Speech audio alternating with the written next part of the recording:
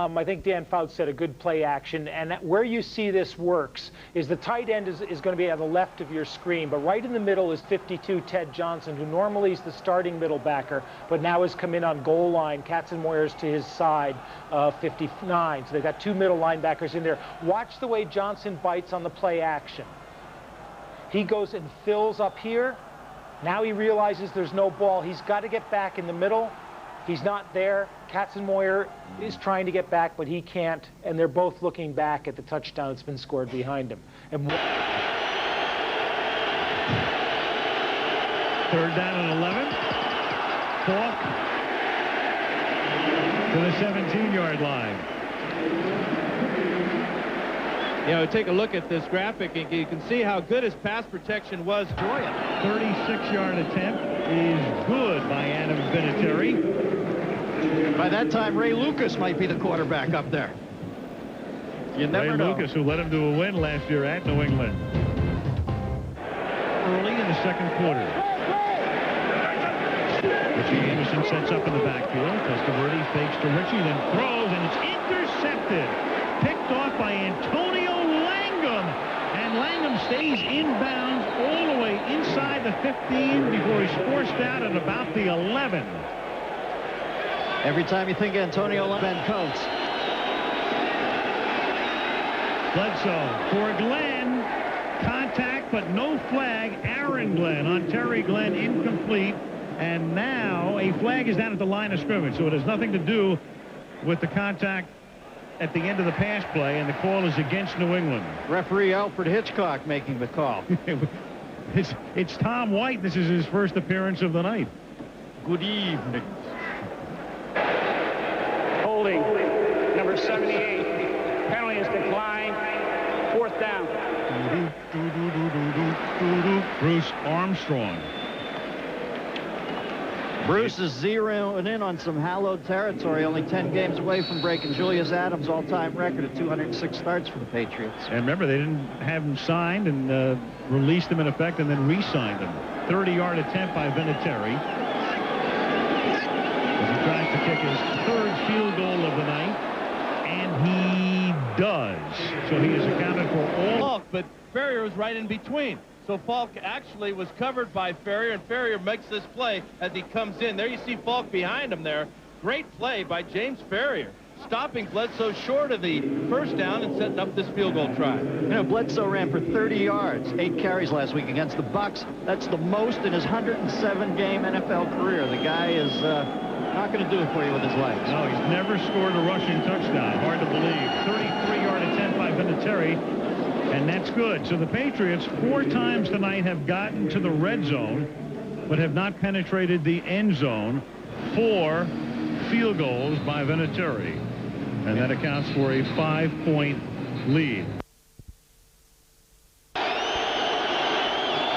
Little fade pattern, and it's knocked away by Glenn.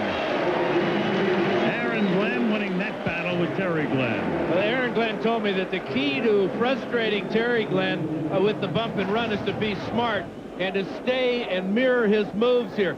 You can't get tighter coverage than Aaron Glenn had that time. What a great matchup. We've seen Terry win some. This one clearly Aaron Glenn with the touchdown-saving defensive play. That's just beautiful. Beautiful pictures, too. 29-yard field goal attempt by Vinatieri. So the Pats tonight are 0 for 5 in the red zone.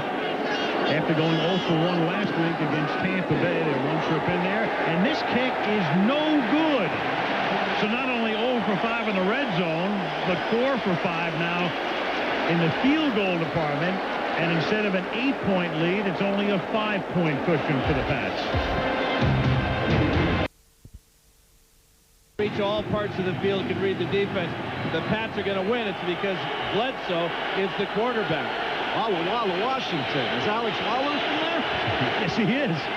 Third down and 8. Bledsoe. Chase throws. Caught. It is caught by Chris Floyd. Go. It's his first play of the game, and he's out of bounds at the 19-yard line. Chris Floyd, reserve fullback out of Michigan, and they go to him out of the back of the playbook. 0 for 6 this season. They were 0 for 1 last week. The league average last year was 48%. So teams score about half, score a touchdown about half the time they get into the red zone. And right now, Belichick is thinking, if I get a field goal, though, I go up by 8 points. So this play will probably be a running play to get in field goal position. Although they look like they got empty backfield. Wow. There's a lot of 3rd down and 4. I mean, they're already in field goal position here. If they don't gain a yard, it's a 30-yard attempt. And instead, they get the first down as Kevin Falk makes the catch and takes it to the 5. It'll be 1st and goal. Beautiful pass. Falk hadn't even thought about making his turn. The ball was right there as soon as he pivoted. You know, guys, while the offense might have looked a little ragged tonight, I think you also have to remember that it's in the wake of last week's St. Louis Rams game. It looks like the Rams, you better be prepared to throw up 40 points a game. You want to beat them this year. There's Falk right there. This is a excellent catch. Barely turned around, got his head around. The ball was right on him. Bledsoe, knowing he didn't have pass protection, got rid of the ball quickly. Redmond is the tailback on 1st and goal. They give it to JR. And he gets taken down for a loss of 1 by Jason Ferguson. A lot of times when a rookie comes in a ballgame, he doesn't quite display the type of patience you need. We've seen Falk go to the line of scrimmage and break through some tackles, cut back, but with Redmond, it just looks like he's going a million miles an hour right into the big pile. Well, I know that Belichick had his reasons. Felt he had a young offensive line and that Raymond Harris was a straight-ahead runner, but you'd certainly love to have him in this situation, wouldn't you? Again, an empty backfield on 2nd down and goal. Bledsoe chased by Ferguson and then throws that one to the back of the end zone where it is caught by Bjornsson. Touchdown, New England.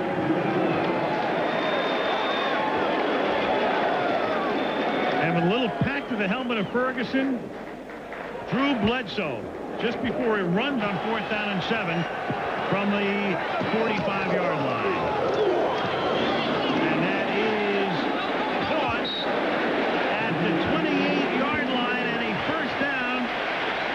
For Richie Anderson. You saw 3 guys do their job perfectly there. The pass was right there. Beautiful catch right where he had to be for the 1st down. And the DB met him as soon as he caught it. Everybody did their job well. And our man Slash with his 5th reception, 3rd on this drive. All of them have been key. None more key than that 3rd down conversion. Great catch. May move Richie to wide out. At the 26-yard line, back to a more conventional formation right now. The fake to Martin, pressure is on, set up the screen. Here is Richie again. Inside the 10, takes it to the 4. Flag down to the 22.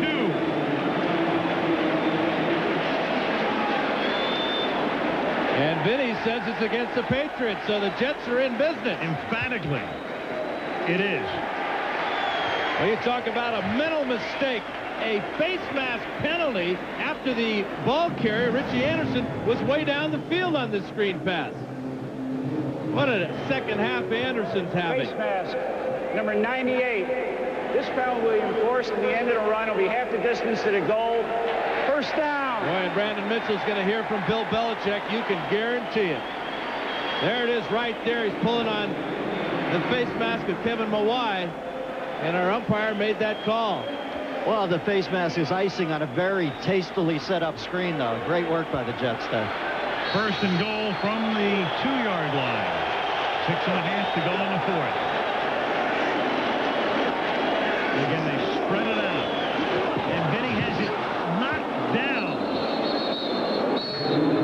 Going to flip it over the middle and knock down, and Vinny goes down. Close to being intercepted as well. Boy, it really is. Just trying to flip it, as you said, Al. In fact, that might have been Brandon Mitchell in the middle of that atoning for the face mask penalty. Nope, Brendan's on the outside. There's that big right hand there. That looks like Chad Eaton. Well, between the gloves and the hand wrap, it's tough to expect any of the interior linemen to actually make an interception.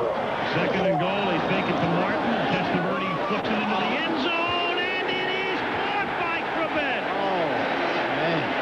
Antonio Langham had a chance to knock it away, even pick it off, and it winds up in the arms of number 80. And Al Grove says go for one. Now you got to give Antonio the assist. You give him the goat horns is what you give him. Wow. This is a game-saving play that Antonio Langham does not make. You got to make that catch. Great concentration by Corbett as he gets swatted in the face mask by Langham. 3rd and 7.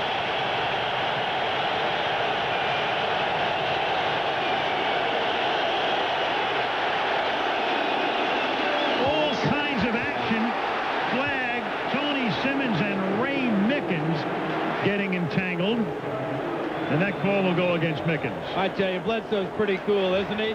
With all this noise and all the pressure on him, he's standing tall at 6'5" in the pocket, surveyed the entire field, found Tony Simmons behind Mickens, and that is a definition of pass interference right there. That's your first. Definitely right about being a cool customer, Dano. He really is. I can't tell you how loud. Glenn's walking around very gingerly, top of the screen. Came away limping. There he is. 3rd down and 6. Bledsoe looks the other way, and that is caught at the 43-yard line by Tony Simmons, but he's out of bounds before picking up the first. Tony. He ran the route too short, number 1, and then when he made the catch, he wasn't aware of where the down marker was and what he needed to make the first down. Crucial mistake by Simmons on the sidelines here. He knows he's close. His momentum just carried him out of bounds too soon. Wow, you got 2 jobs there, Tony. Catch the ball, make sure you're at the far enough down the field. Well, the first part of it is you have to run your route to begin with enough yardage to pick up the first down with a catch and not have to worry about making it after the catch. That's a huge break for the Jets. Remember another little thing that's often overlooked. When a guy goes out of bounds with less than 5 minutes to play, the clock doesn't start when the ball is ready for play. Right. So there's still 4:10 on the clock. That rule is in effect in the last 2 minutes of the first half and the last 5 minutes of the fourth quarter. And the Patriots are going to go for it. This is an unbelievable decision by Belichick to go for it on 4th down and not punt the ball deep against the Jets. If they do indeed go for it. Well, you're not going to draw him offside. The crowd is going to get into it, and Bledsoe's cadence is going to be nullified. 4th and 1. And Bledsoe on a sneak picks it up. Well, that's the thing about Bledsoe when you meet him in person. Sometimes when you watch him on TV, I always thought him as sort of an Ichabod Crane. This is a big, stocky boy. Of course he can get... Now, the Jets will take apparently a timeout. Let's wait and see here. And they do. Even though the official signaled timeout. And now Jets. they finally signals Jets. That's their second charge timeout. You know, if you were an old lineman... Please reset the game clock to 2 minutes, 48 seconds. That's good use of the timeout because being that it's 2nd down, you can use your one last timeout on 3rd down and then hope for and get it down to the 2-minute warning. Absolutely. Always better in this particular circumstance to take it on this side of the 2-minute warning. MondayNightFootball.com. ED has an analysis. Phil, I mentioned this before, watching the game on television tonight, no doubt sweating this one out as a head of football operations. Key 3rd down and 4 here for the Patriots at the 36-yard line. Bledsoe on the move, chase, and sacked at the 45 by Sean Ellis. Their #1 choice, the first of 4 #1 picks, Sean Ellis out of Tennessee. Big play. Those Patriots around that loose ball didn't come up with it. Watch the shot by Tony George. He hits high on Ward. There's 3 Patriots right by that ball, and the Jets get it at the bottom of this pile. Looks like Tony Scott, number 27. Great effort. As much as Tuna loved coaching, you know he's sitting at home at the Barcalounger looking at that look on Al Grove's face as he awaits his fate, thinking, I'm not sure I missed that all that much. Man, no kidding.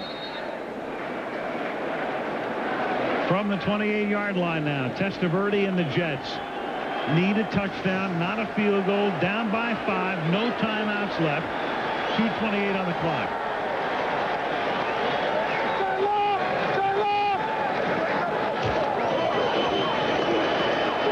Vinny with time. Vinny going deep. What a catch! One-handed by Ward. Oh. Inside the 30. What a throw, what a catch. Unbelievable.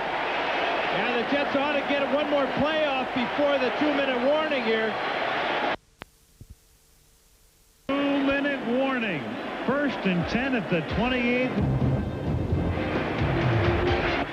Take a look at the beautiful form and spiral of Vinny Testaverde. Had a rough night so far, but this is what a competitor's all about. Watch how softly this ball comes in to Dedrick Ward. He makes the catch one-handed with great concentration. 2 Patriots pulling at him, and Ty Law holding his right hand down right there. The left hand is good enough. Are they going to miss Keyshawn? Sure. Are they going to miss him that much if Dedrick Ward makes that play? No. Ward now 100 receiving yards, 4 catches, 1st down from the 28. Testaverde going for Cravat, and does he make the catch? Yes! How in the world did he do that? I'm telling you, Olmeyer called.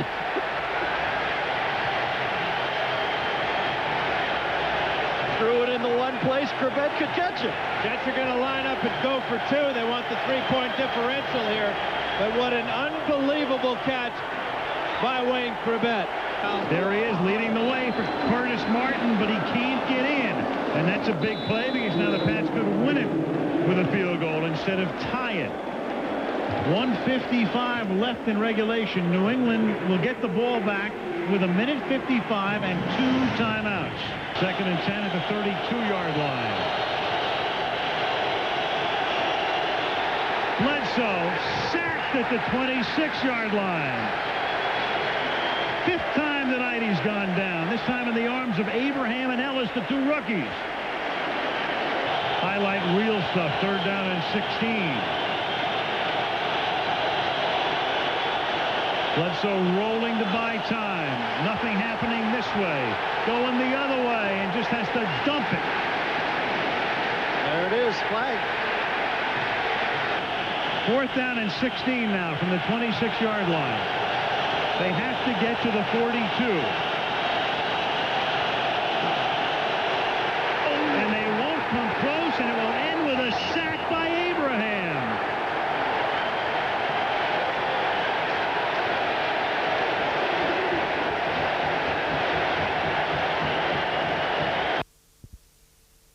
Chat book came out, and we're going to get stuck into a couple of emails in a moment's time on that very subject. If you want to get in touch with us, this is how you do it. First of all, we'll give you our P.O. Box number, which is NFL on 5, as you can see. P.O. Box 20.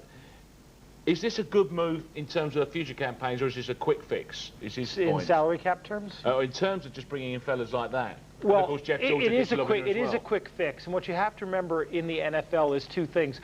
Nowadays, because of the salary cap, contracts are all front-loaded. And what that means is the money is paid up front in terms of a signing bonus. Because for cap reasons, the signing bonus is prorated over the length of the contract. So if you sign Bruce Smith to a $20 million 10-year contract and give him $10 million of that up front, you take that hit in the first year. Right. But the second $10 million is spread out over the 20 years, and the $10 million that you're paying him in the first year is also spread out. If you cut him in year 2, you don't owe him any more of his salary, and the bonus money you gave him is still being spread out so the salary cap hit is a lot less. So Bruce Smith might be costing them $4 million this year, but if they cut him, he's only going to be costing them $1 million for the next 4 years down the line. Because this is obviously the deal. I mean, this is a point that Malcolm Pocock wrote to us about and asked you to answer. Dan Snyder, obviously, he's got the money to spend. Also, he's obviously got the noose of how to spend it as well, is the point, isn't it? Yeah, they're capologists, as they're called. They've handled it well. Now, teams like the 49ers got in trouble because before the salary cap, you wanted to backload your contracts so that you could pay the players later, and let the money accumulate. So you'd offer them long-term contracts with more money at the end when they were looking for security. But now, because of the cap, you have to front load the contract. So the Niners, for example, got caught with a lot of backloaded contracts that gave them no room to maneuver under the salary cap. Snyder is spending, I think it's about $100 million this year on the Redskins. The salary cap is $62.5 million, and he is under the salary cap for this year because so much of that is prorated bonuses. Has he covered himself? Has he given himself a plan, a 3-year, a 4-year plan within the context of all that, then, do you feel? More or less. In other words, they're going to have to cut the people like Bruce Smith, and they know that. That's why you were right, it's a quick fix. They're not going to stay around to collect the back ends of those contracts. Then all he's liable for in salary cap terms is the rest of their bonuses, which they've already got, but which are prorated out for terms of the cap. They had a great draft because Charlie Casserly, the ex-general manager who Snyder fired, left them in beautiful position for the draft, and they had the 2 high picks this year, which worked out really well. Exactly. And of course they came into this season, you know, everyone's expecting super skins. 1-1 is what they've managed, and it's not quite gone their way because nasty injuries are already cropped up. The offensive line hasn't looked good, and they got really hurt last week when Michael Westbrook went out yesterday in Detroit. Westbrook is essential to this team because he's to them what Keyshawn Johnson is to the Jets, and he's matured incredibly since his start. And this is the kind of injury you only get on turf. Watch that left foot plants and breaks. It doesn't break, but it's an ACL injury. I didn't know to what extent it was going to be, but I thought I would be able to come back from it until I took the MRI. Actually, until I woke up, this morning. Kind of feel like I'm